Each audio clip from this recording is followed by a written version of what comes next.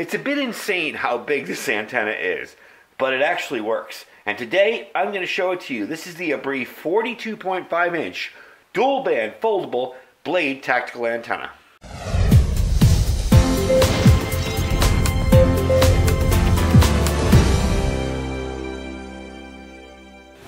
Alright everybody, welcome back. I like doing reviews like this.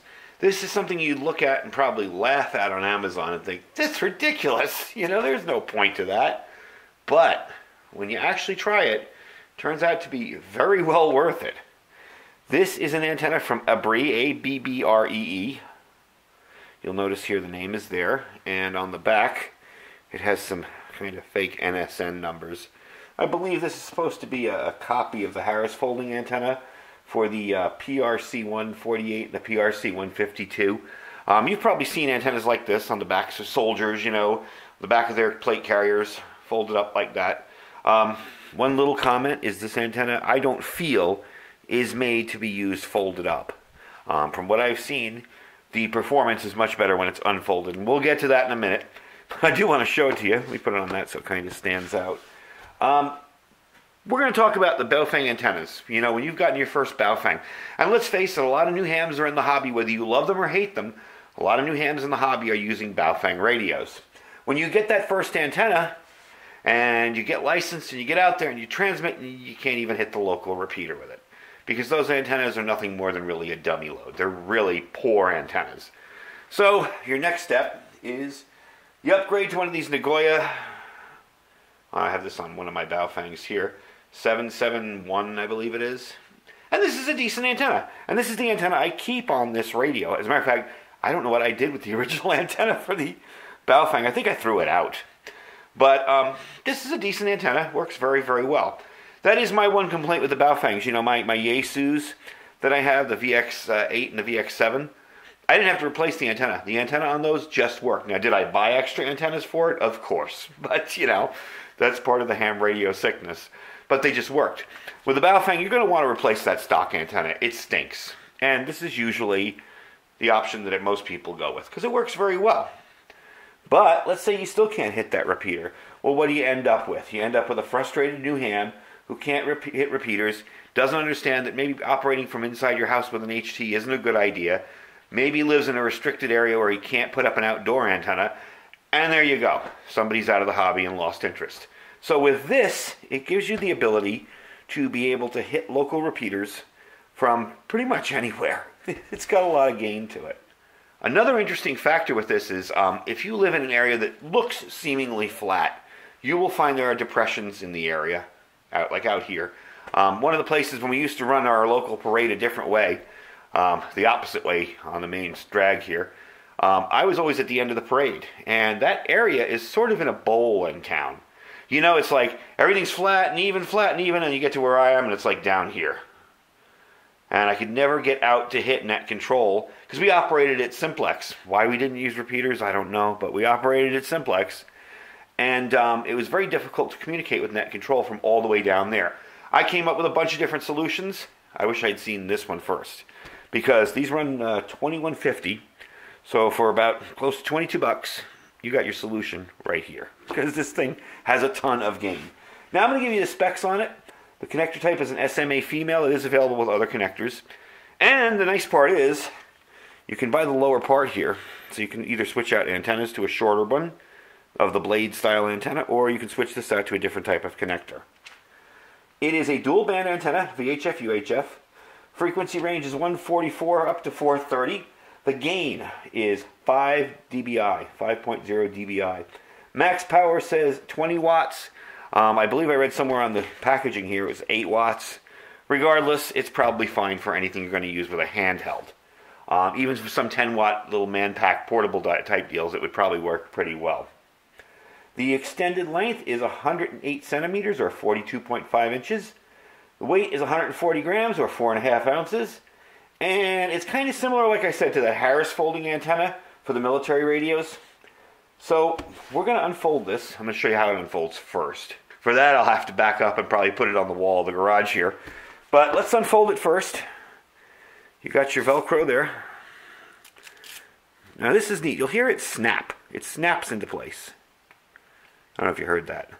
But it snaps in there, and it's fairly strong. And there you go. Now, when I tell you this antenna is long, I'm going to start. Keep going. Keep going. It is insane how long this antenna is for an HT.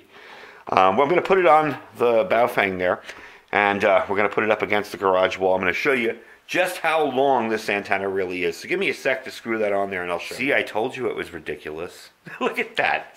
That's absolutely insane how big that antenna is. But the performance is there. It's not just a gimmick. So we're going to demo it in a minute, but I'm going to put it back up on the desk here so we can take a little more look at it. All right, I obviously can't get it all in the shot, but you can tell this is my little Nagoya, and that thing just keeps going off into the distance. Now, would I use this, say, in a situation where I had to walk around? In a situation where maybe it's really active, you know, and some kind of disaster relief where I'm running with my radio, and no, I wouldn't. Because it's a large antenna, it might get caught on things. You might end up getting electrocuted with the stupid thing if you hit a power line. You know, it's a bigger antenna, and I worry about it cracking here eventually, you know. It's not very heavy, but it's heavier than a light little antenna. So I probably wouldn't use it for that, but in an emergency, when no other antenna will do or get the signal out, that's where this antenna really shines. Now I'm talking about a situation like I've had out here, where you're in an area with no cell coverage, no repeater coverage, you're miles away, you can't hit any of the local repeaters. You know, everybody talks about storming Area 51. Out by that Area 51 area is a good example. There is absolutely nothing out there. And if you have to get a signal out, if you're broken down on the side of the road, and you have to get a signal out, an antenna like this on maybe a simplex frequency or a national calling frequency will get you some attention. You'll get heard.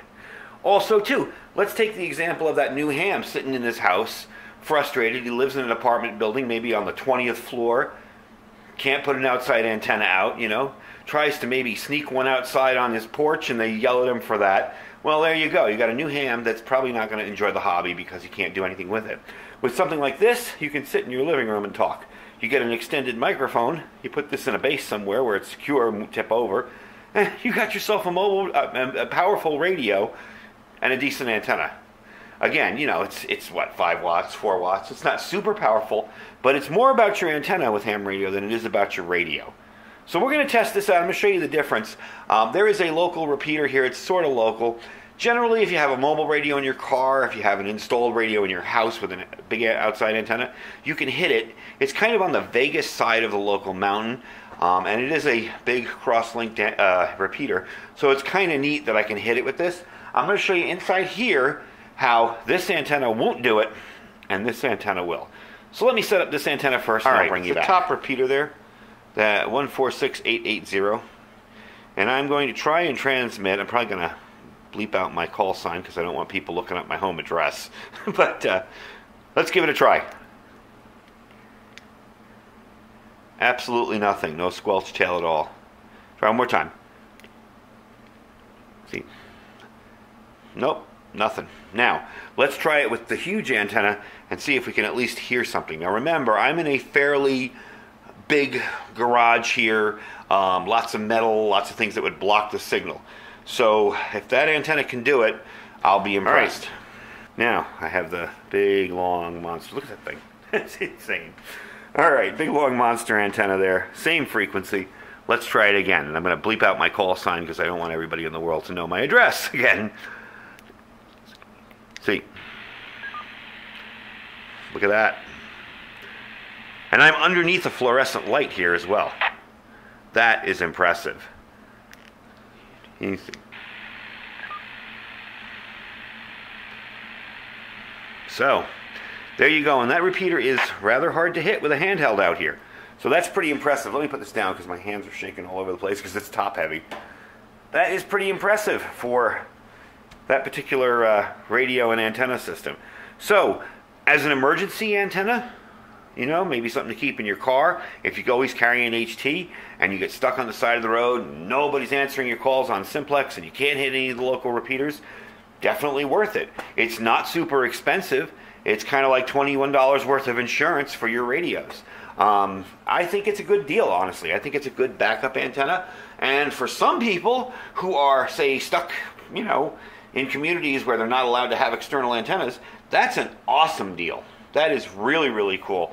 Let me fold it up for you and show you what it looks like folded up. There we go. I hope I got all that in camera. Probably not, but you saw it. It's very easy to fold back up. Not so easy to get the Velcro off. Come on, Velcro. All right. I don't think I did that right. I didn't. There we go. Should have taken care of the Velcro first, in other words. There we go. Now, I would not transmit it like that, because that's going to mess up your SWR. I can almost guarantee you that's not going to work.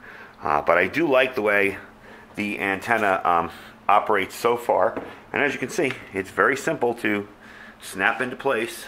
This Velcro's giving me so much aggravation on camera. There you go. Very simple to snap into place. Doesn't really require a lot of hard work to do it. Whoops, get in there. I want to try and put it neatly together because it wasn't the right way. There we go. Okay, that goes inside like that and over the top.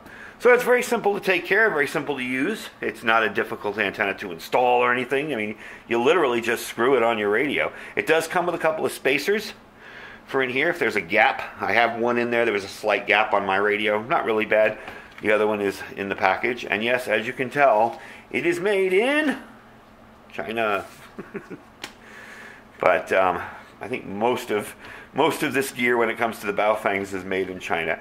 So I'm really impressed with the thing. I mean, to have the ability to be inside your house and communicate with repeaters that are really, really far away, that you may not normally be able to hit, to be able to talk simplex with somebody a couple blocks over in town. Hey, you know, that's pretty darn cool if you can't have your antennas outside. And I know a lot of people end up moving into these communities that restrict antennas, and it really stinks. So, like I said, these are 2150. This is the ABBREE 42.5-inch tactical foldable blade antenna. They do have other sizes. It's offered in 13-inch, 18.8-inch, 28.3-inch, and this one at 42.5. So you do have some choices if you want something a little smaller and you still want to retain the blade kind of foldability of it.